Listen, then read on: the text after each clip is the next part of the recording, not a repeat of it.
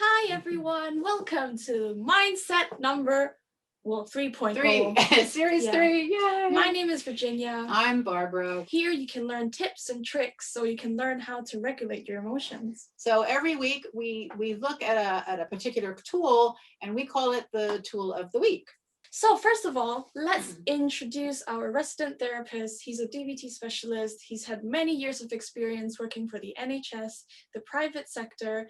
Please welcome Mr. Daryl. Say hello, Daryl. Hello, Daryl. Hi, everybody. Virginia is going to be doing some live scribing. So the tool of the week this week is something called states of mind. The idea of states of mind goes back thousands of years. This was first starting to be talked about in, or the records show, of 2400 BC. So that's over 5,000 years ago. And so what we know about all human beings is that they operate in three different states of mind. One is called the emotional mind, the emotion mind. Another is called the reasonable or the logic mind.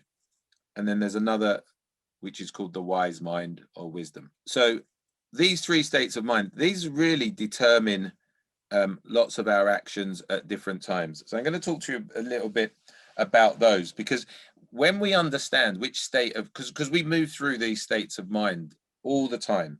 Sometimes you can be in one of them for a second, and sometimes you can be in one of them for years on end.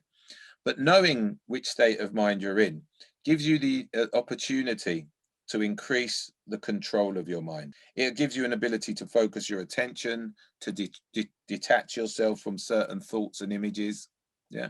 And if you have distressing thoughts or images, you can imagine how useful that would be, to be able to learn to step back and break away from those.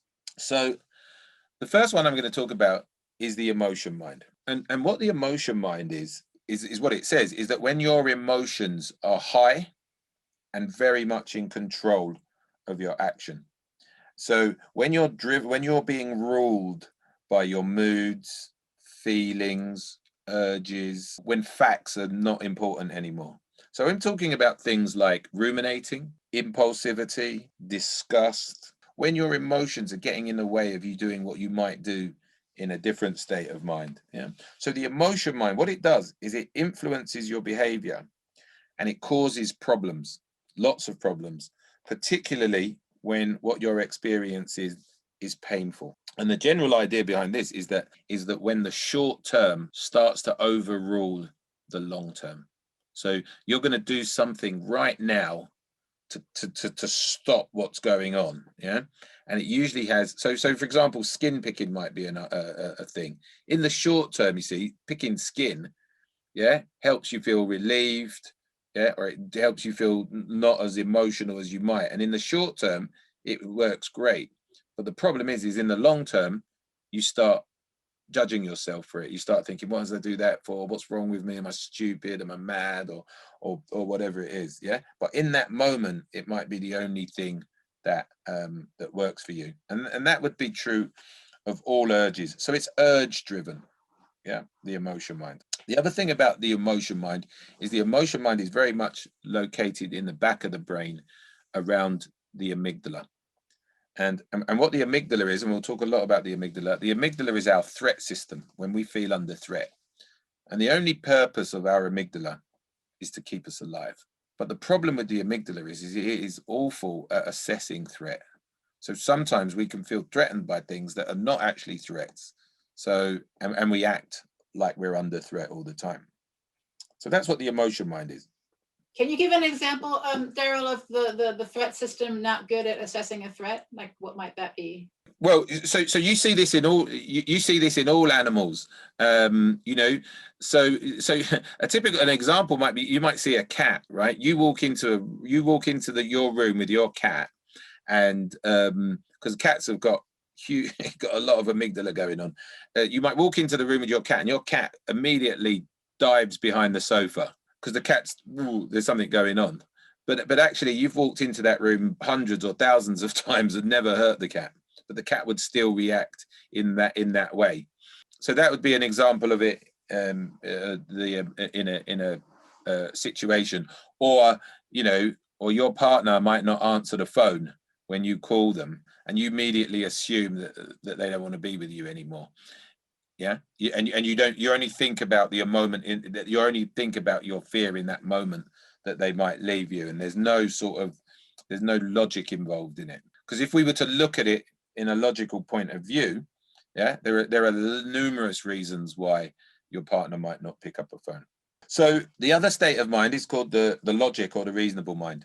And this is the front part of the brain, what they call the prefrontal cortex.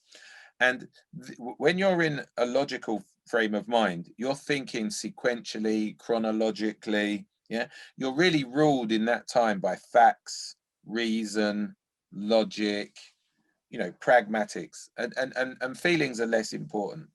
So when you see people say things like, "Oh, if only I could think straight," what they're talking about is that they need a bit of reason or logic going on. So when we're doing in this reasonable mind, we're planning stuff sequentially. People build houses in logic mind. Yeah, because if they didn't, you might think, well, you know what, today I fancy building the second floor, but you can't build the second floor until you have the base and the first floor.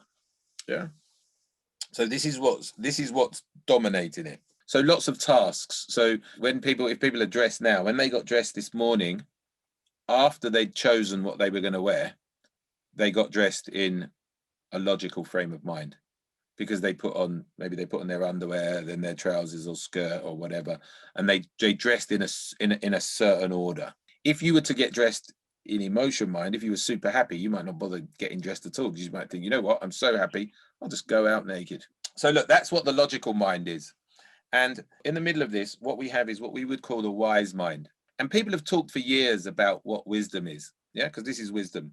And some people think it's a combination of the universe providing information, or the universe getting together and giving them answers and things like that. And that may be so. And if you believe that, that's also fine.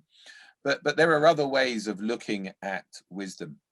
And one of the things that's clear about wisdom is that wisdom takes practice. And what wisdom really is a combination of the emotion and logic.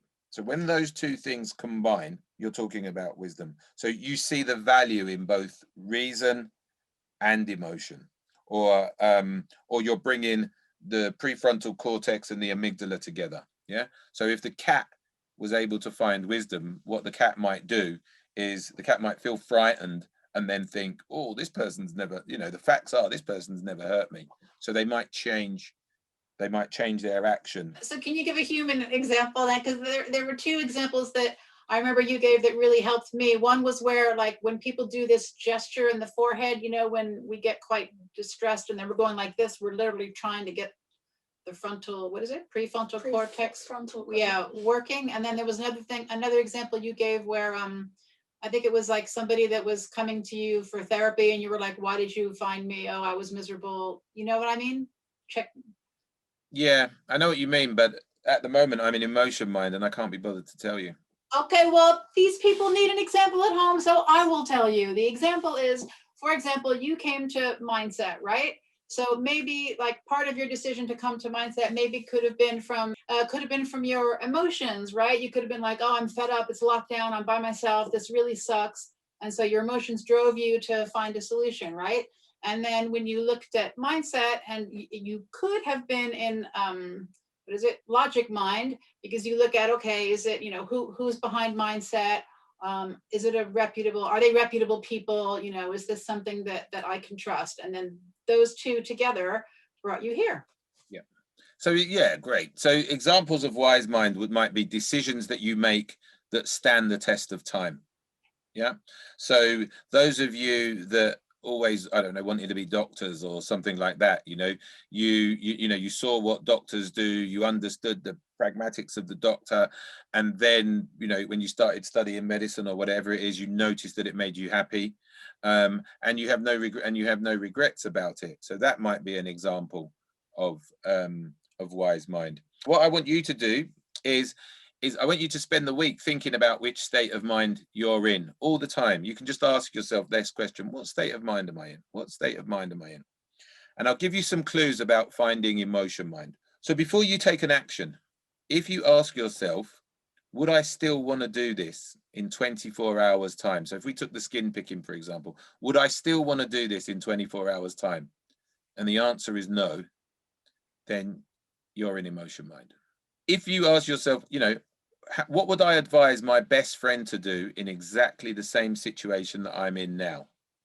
Yeah. So your friend's saying, oh, all of this is going on. Shall I pick my skin? Yeah. If the answer, if you wouldn't suggest that they pick their skin, then you're probably in emotion mind. And the other thing about emotion mind is if you suspect you're in emotion mind, you probably are. So another way of looking at this, right, is that the emotion mind is hot.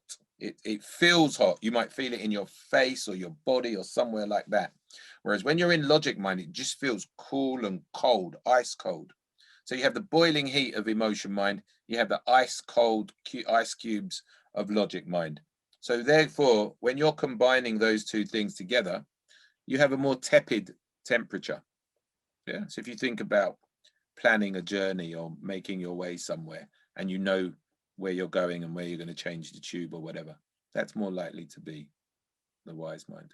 So can I just ask one last thing really quickly, because one thing you also said that I found super useful was that when we're in emotion mind and we want to get out of emotion mind, like in distress and stuff, you said something about dexterity, manual, you know, doing things that require manual dexterity like Sudoku and stuff like that, right? Yep. Right, great. Okay, so thank you for that, Daryl.